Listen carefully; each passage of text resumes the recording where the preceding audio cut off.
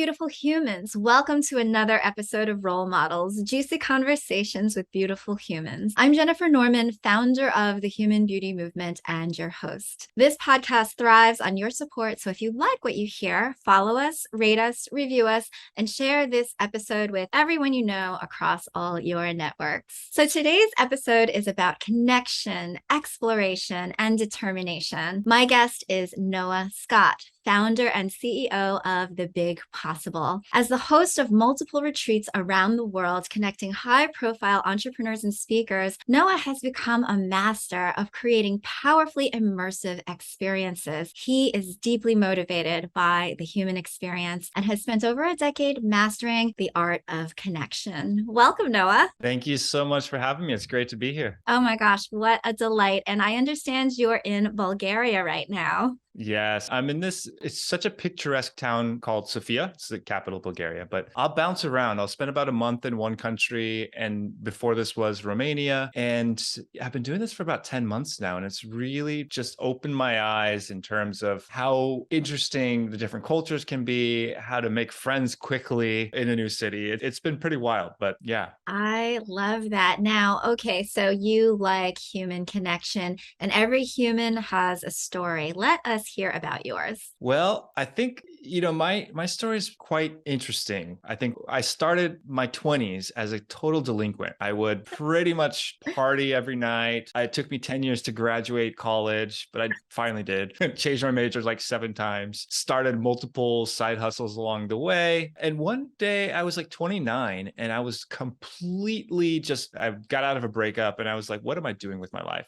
So I decided to walk across Japan, which I spoke Japanese at the time. I did this backpacking trip from Kyoto to Tokyo, and it was 500 kilometers. That was like my eat, pray, love to figure out, what am I doing with my life? And along the way, I found something that was the first real big project that I finished. And I think that courage to like stick through something, set a goal, and even how hard it was, I ran out of money halfway through. I had to work in sake factories and farms, but I finished. And that feeling was so addicting that, I set myself a hard goal and I went through all the way to the end and I did it. I carried that with me. And after that, started a production company in LA, quickly grew that to where we were one of LA's top short film companies, produced a feature film, got into this point where, okay, I was done with that. It was just, there wasn't a future. Started working in marketing for like 5 years. And that was like the safe job where I suddenly lost all my testosterone, my social circle disappeared. And I'm like back to this spot I was, a decade ago when I'm wrapping up my 20s, like, what am I doing? And I think that's kind of when I got the spark to start The Big Possible, which really is about connection. What I realized looking back at my time in my business as an entrepreneur, my favorite moments were when I was hosting dinner parties where I would have friends from different industries, other entrepreneurs come and we'd share a meal together. Those moments of connection were the brightest. And so I wanted to create an experience that would take that to a whole new level. And that's kind of what the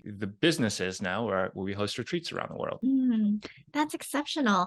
And a lot of your conversations are very stimulating. They're not the ordinary ones. And you talk about, being human, and we're all human in this together, and what a great opportunity to live. In your words, why is it so great to be human? We get to dream. That is so unique. We could have been anything. We could have been rock. We could have been a dog. We could have been born somewhere in space without air, but we got to be human. And I think the ability to give yourself a goal, envision it, and then take the actions to make it happen is something that's so unique to us. We also get to love. We also get to connect with other people. And there's a gift that we have every single day that we have breath, and to be conscious of that breath and to control it. And then to make all that happen. It's with that gratitude that we can now say, okay, with this dream that I have, how can I help other people to find this same sense of peace that I'm feeling right now? And how can I have the moments that I'm here be filled with more of that gratitude? So for me, that's kind of what being human is. It's the ability to dream and the ability to affect the world around us. And why is it that you think that humans are here? What are we here for?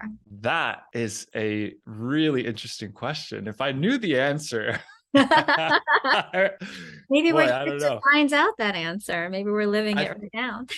I think so. It's Krishnamurti speaks a lot about the wisdom that we can learn from just experiencing and not trying to fill our head and say we know all the answers, but Mhm. to actually be present and to look and see the answer in the grass, to the answer in the wind that's blowing on our face. Marcus Aurelius talks that the reason or good fortune is created by being a good person and doing good deeds. Mhm. I think a lot of those answers are good enough to use. And I think if we don't really know it, we can go to nature and we can feel it. And if there's enough clarity out there to give us at least a grounded feeling of acceptance for our purpose to be here, then I think that's enough. Beautiful, beautiful. And as humans, we have this innate ability to get to know ourselves, and our lives are filled with the journey back to ourselves, I often will say. And along the way, we get to self express, we get to manifest our life. And one of the ways that you've been able to manifest your life is through visual arts and through other ways and channels and your voice and whatnot. But curious about the visual arts perspective and how that might have informed your life. It awoke in something that I've always had a skill to be creative. I've started my career making videos, done photography, had a fashion line. So I've always kind of had this knack, but I never was formally trained. One year, I don't know when I started doing this, maybe about 7 years ago, I started doing these things where I would have New Year's, I would create something that would be a life-changing goal. And I'd try to accomplish that within a year. One year, I'm sitting on my ex-girlfriend's couch and I say, okay, you know what I'm going to do this year? I'm going to learn how to paint and I'm going to hold an exhibit. Never actually painted. I knew I was creative, but I didn't have the hand coordination to do it. And I was trying to solve this problem. Like, how do I approach this? And January went by. I had some ideas for a concept. February went by. I still didn't really know. I knew what I wanted to express. I wanted to express the beauty of the human body and this sort of journey between life and death. Mm. And one day I was at the museum and I was looking at this piece. It was by Christopher Wool, and the simplicity of it was just black and white, but there was a texture that really brought me in. There was like, and I looked at what he used to do it. It was silkscreen ink and on linen. And I was like, wait a second, I know how to silkscreen. So I connected the dots back from when I did t-shirts, when I taught myself how to silkscreen. And I'm like, oh, now I know I have a process now. And then I gave myself constraints. Okay, because I don't know anything about painting, I'm just going to give myself two colors, black and white. And now I have my process. I'm a great photographer. So I just started shooting. I did photography, and then I would bring those images and I'd alter them on Photoshop. And then I went into the dark room, used a hand emulsion to make these silk screens. And because I did it by hand, they were kind of like everything was imperfect. And some, I put it on the thing and the first one came out and I was like, whoa, that is cool. And so the first painting I did, it sold. And I'm like, great, Work of okay, art. we're on to something.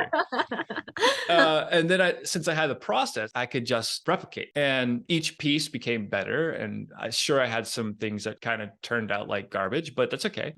They were still cool. But the most interesting thing that I learned out of that was, I think it was the acceptance that I am creative. I think that was something that being able to embrace that skill of using the hands and something I thought capable of doing. Now I've given myself this mission to do it. It unlocked so much more confidence in all the other creative aspects of my work. Graphic design. Suddenly I elevated my graphic design to a whole new level. My video went to a whole new level. Even my writing, like everything was just like, wait, you have this skill. And because I consistently said that I wasn't good at this, I was stunting my own ability. And so by giving myself the permission to try, suddenly I just said, oh, actually, I have this talent. Let me embrace this. And sometimes that's all it takes. To your point, we do tell ourselves these scripts. Oh, I'm not good at this, or I could never do that, or I'm afraid to do this. And if we only gave ourselves the opportunity for a little bit of evidence to show through, then it could just completely release the floodgates.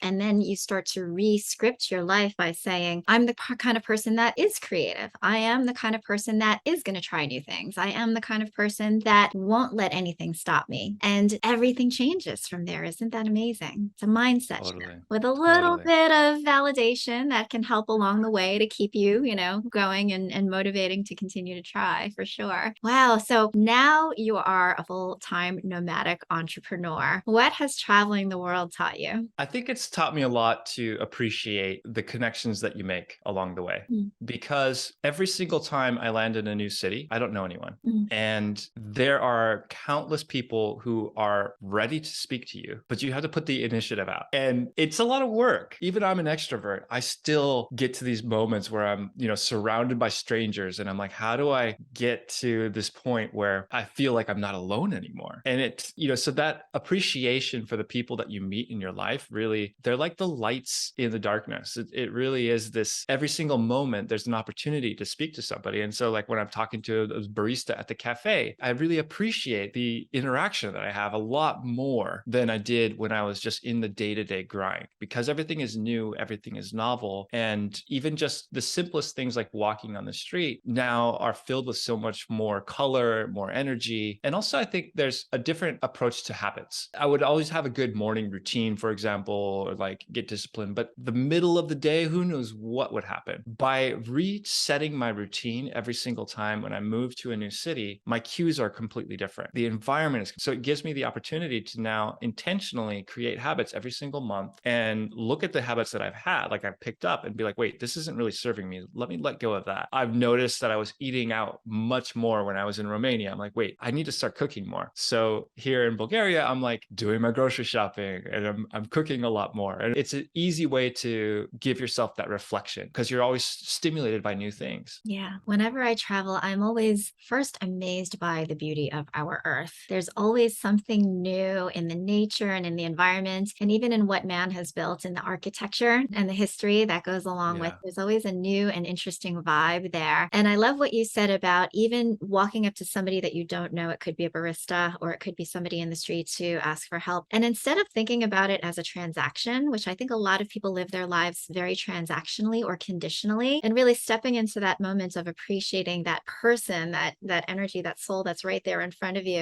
and developing a connection, which is what you're all about now. You've mastered that. You really understand that it's extraordinary. Think about the odds of what coming across anybody in your lifetime and actually developing a relationship or even being able to say hi. Billions, Mm-hmm. millions to one, if you think about it. All Mm-hmm. time, space in our lifetime that we get the opportunity, as I appreciate so much the opportunity to have this podcast with you. What are the odds that we would have ever have connected and met and been able to have this glorious conversation? I do not ever take anything like that for granted. And even if you don't have the ability to travel, there are ways to break up those habits that you talk about, even if it means rearranging the furniture in your apartment or something that makes a little bit of a shift so that you can really step out of all of those mindless things that you're doing and become more mindful. I think that's actually a good habit to start to recreate yourself each month. That's not a bad thing. I love that. Yeah, it's funny that you brought that up about the synchronicity of the moment that we have every day. I had this moment. I was in the sauna at the gym, and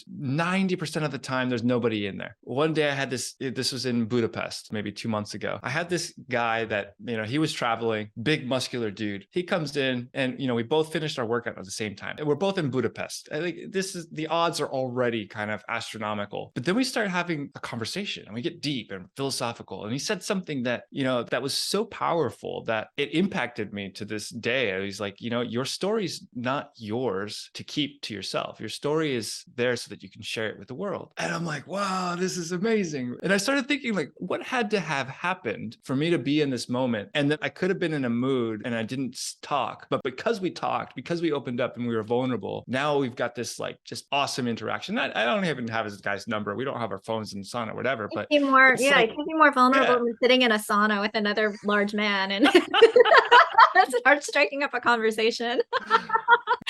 Oh, that's beautiful. Wow. So, coming off of this pandemic, so many people are hungry for in real life connection. And though it remains elusive for a lot of people, particularly our young people who a lot of them now, that they've gone through high school or even college, they haven't had the opportunity to have real good connections during formative years of their lives. What are some of the bulletproof ways that people can use to build deep connections? I think the first really big thing is about how we listen. And And especially right now, we're so filled with the instant gratification. So one thing I love to do is to leave my phone at home as much as possible. So when I go to the gym, leave my phone at home. When I go for a walk, sometimes you just leave your phone at home. And that creates more presence. And when you're having a conversation, the last thing you want to do is have your phone on the table, because even if you see it, it's still going to pull you away. And try as much as possible to use active listening. That means really engage to what this person is telling you, give them the space to finish what they're saying. And then when they're done, say something like, thank you for sharing that.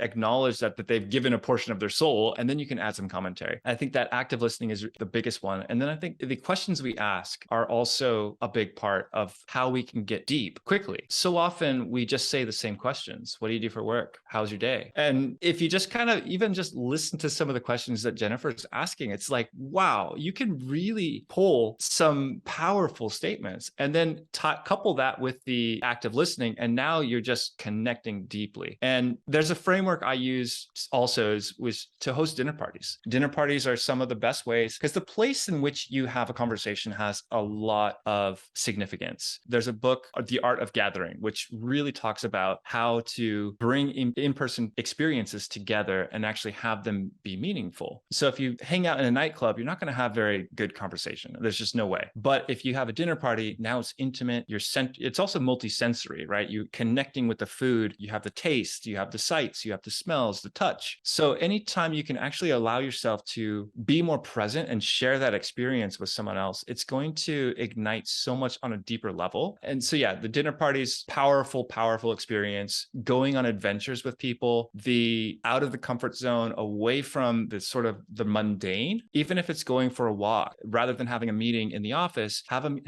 do a walking meeting, or, bring your friend out of the house rather than sitting at the TV. There's a lot of ways that just changing the environment can give you an opportunity to share an experience on a deeper level. Absolutely. There are so many opportunities that I've come across over dinner parties or cocktail hours versus just sitting in a boardroom or, a regular boring meeting with four walls where there's no joy and there's no passion in there. But when you put a beautiful glass of wine in front of a person, or an amazing meal, a wonderful charcuterie, oh my God, forget about it. It's like then you're sharing a moment of joy together, and you really get to know that person much more intimately than you would in a setting where everybody feels like they have to kind of act in a more professional or a closed up Mhm. way. So yeah, I love that suggestion especially for young people, to like step into these areas and these places where you can really connect over things that you love, things of joy, Yeah. moments of There's joy.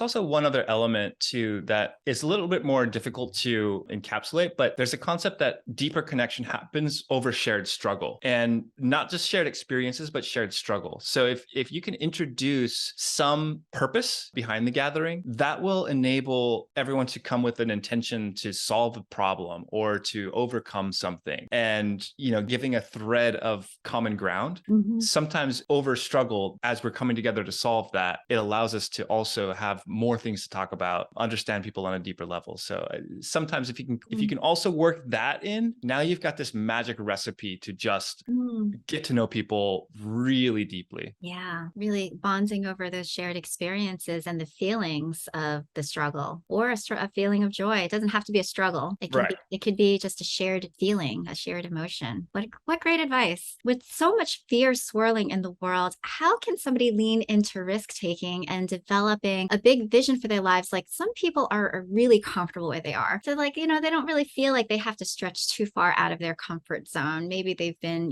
raised in a wonderful suburban neighborhood and have been given quite a lot of opportunities before them. And they're like, I don't really feel like the need to take risks. But yet some people who either hit rock bottom, or to your point, you come out of a really traumatic relationship. Maybe there was a breakup. It's like, what do I have to lose? And then you just go for it. So that often is a catalyst for that. But what about the person who's, kind of like happy with their lives? What do you recommend in terms of taking risks from that standpoint? Yeah, it's interesting because the most dangerous spot to be in is complacency. It's hard to take a risk. Mhm. But what happens is you're going to eventually get to a point, if we're not growing, we're actually dying. And it's a little bit harder to accept. But, I look at a lot of my friends who are comfortable, and what ends up happening is there's a sadness or a complacency that starts to eat away at them after a long time. And an easy way to introduce risk into your life is through adventure, whether that's that's picking up a new hobby, whether that's traveling a little bit more, whether that's picking up a project, like maybe there's a cause that is important to you. And it's only through these moments where we can devote ourselves entirely to the task at hand that we can really truly be happy. I think there's a lot of research that's been done. Mikhail Csikszentmihalyi, he's a guy that talks about flow, speaks a lot about how the people that when they're fully engaged in a project, that's when they're the happiest. And I think the biggest danger we have is comfort. Comfort's going to keep us from challenging ourselves. And eventually what's going to happen is we're going to start to fizzle out, burn out. Sure, things might be comfortable, but if we're not actively putting challenge in front of us, there's a danger that we're going to live with a life of regret. The only way to minimize regret is by taking chances, taking risks. Every day should be a bet. Every day should be a gamble. And the more you roll the dice, the more you start to understand the patterns on the table. So there's always uncertainty. There's always things that are going to go wrong. But if you approach it like, hey, I'm going to safeguard this bet. Like I know when my stop loss is. In stocks, they have a thing where if you invest at like $95, you can set it up so that if the price goes down to 90, you'll sell your shares. You do that across a lot of different things, you're going to protect yourself in the long run from having made bad decisions. But it's much better to try and to take the risk than to do nothing. Because what happens is along the way, as we take those risks, we get more feedback and we're able to learn, we're able to grow, and we're able to expand. You start small, start with something that maybe just a passion project, start with maybe a weekly hobby, start with asking people out on a date every day, whatever thing that you want to grow or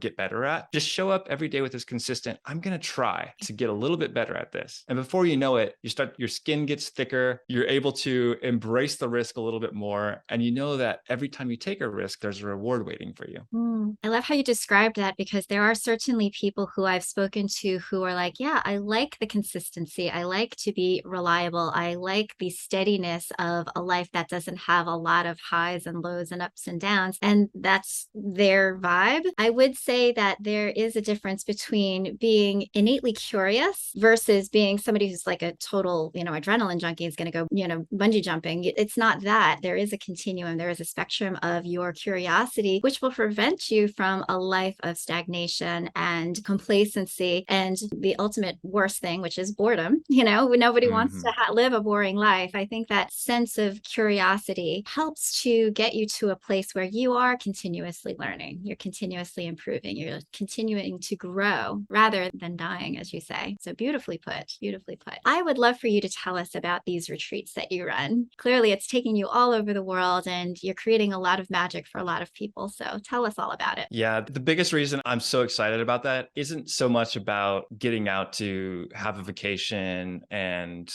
be surrounded by a luxury environment. It's about the lives that we're changing. When people show up and immediately you can see the relief from leaving the world behind and showing up with a group of intentional, like-minded entrepreneurs who are all there to learn, to grow, to find that perspective and peace of mind. And then by the end of it, it's like I have people coming up with tears in their eyes, telling me how much they appreciate the experience, how this has changed their life, people forging business partnerships with each other during the experience, helping each other get clients. Just that aspect is what really keeps me going. The reality of knowing that together we're able to achieve so much more than on our own. When we look at the world through the lens of leverage, the more leverage we have, the more impact we're going to be able to make. But some of the biggest leverage that's out there is actually community. We don't have to know all the answers, but if we know someone who knows the answer, now we've shortcutted the learning curve. And, I like to think of all the guests that are coming to my retreats as pioneers. They're all exploring the unknown, going out on their own horizons, but they're sharing the maps of that horizon with the other guests that are there. So what we'll do is we'll have 4 days of staying in a luxury environment. So I'll rent a beautiful villa on Airbnb or just through some of my contacts. And we'll have a chef create culinary masterpieces, just like tantalizing the taste buds, giving this authentic experience of the local cuisine. We'll have performances from local artists. We'll also have these like TED style presentations where there's a speaker and they're talking about business, we're talking about growth, we're talking about human connection. And then you're in this environment where we create this alchemy for connection. And so there's deep questions, there's guided workshops, but then the best part, my favorite part, is there's adventure. So we're going out, we're going to cenotes, we're going to the beach, we're celebrating at night. So that's kind of the experience in a nutshell. It's about showing up, shedding the skin of the day-to-day with a community of other people who are also with that same intention, and then learning while we're there, getting the perspective to craft a life vision, and then going home empowered with the people who are going to be able to make it happen. For those people who are listening who haven't been to a retreat like this, I strongly encourage you to look in the show notes and look at the Big Possible so that you can find out more information about what Noah is doing here. It is extremely special. For those of you who feel like you are ready for a change in your life, if you are ready for a transformation, this could be exactly what you are looking for. It could be exactly what your soul is hungry for